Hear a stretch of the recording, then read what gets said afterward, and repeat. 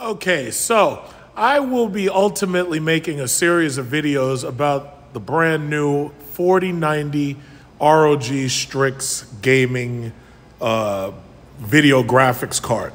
Now, as you remember, when Cyberpunk was released, I was lucky enough to be able to get two 3090 EVGA FTW3s.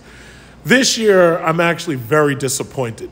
Apparently, because NVIDIA and EVGA had a falling out, EVGA is no longer making graphics cards, or at least they're not making them now. I personally like EVGA, and I personally like the quality of the EVGA graphic cards. Another problem I have is the absolute physical size of this thing. Now, I'm not finished doing the build because there's a case that I've ordered that it's going to take me a little time to get because it's coming from the Britain, UK area. So the British are shipping that thing over here. It's the Johnsbow TR03. So I'm going to have to make more videos over time. But basically, this thing is gigantic. Put next to a PS5, the jokes have started rolling in where you basically, whoa, nearly dropped it. So yes, you see that this thing is about the size of a PS5. The Kingpin motherboard that we're using here has 2 slots instead of the usual 4. So as you can see, the SSD placement with the DDR5, you only get 2 slots rather than 4. So that forces you pretty much to use the largest DDR5 chips you can use, whether you get 32 gigabyte sticks or whatever. But I plan on making a number of videos, and I'm absolutely not finished with this build by far. And there's a couple of reasons why I'm disappointed. First of all, you would have thought that with cryptocurrency now in the toilet, you would have thought the prices on these cards would have come down. Prices on the cards didn't come down. They didn't come down at all.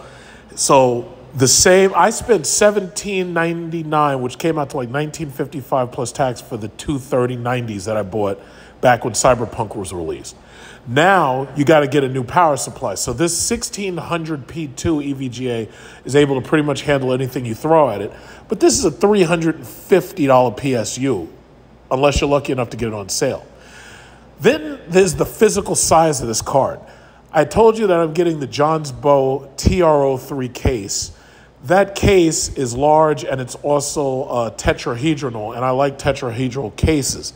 But the thing about it is, this card is really big, basically proving once and for all that air cooling is totally inefficient for these powerful cards. The Supreme Liquid X. Now, mind you, I didn't want anything from MSI at all. I only wanted an EVGA card. Unfortunately, EVGA is not making cards. Now, with that said, that means that the EVGA Kingpin 4090 most likely isn't going to happen. That also means that you're not going to be able to get an FTW3. You're not going to be able to get an OC3. So without EVGA, it just feels like there's a huge missing chair at the table for graphics cards right now. That's how I feel about it. So then I started thinking about it. I'm like, gee, do I really like this card or do I really want that Supreme Liquid X? As you know, these cards pretty much sold out almost immediately. Lines weren't long for the 3090. Anybody who was online pretty much got what they wanted, or they got at least a card, whether they got the, because most people aim for the Founders card. My problem is the Founders card was still too bulky and too large.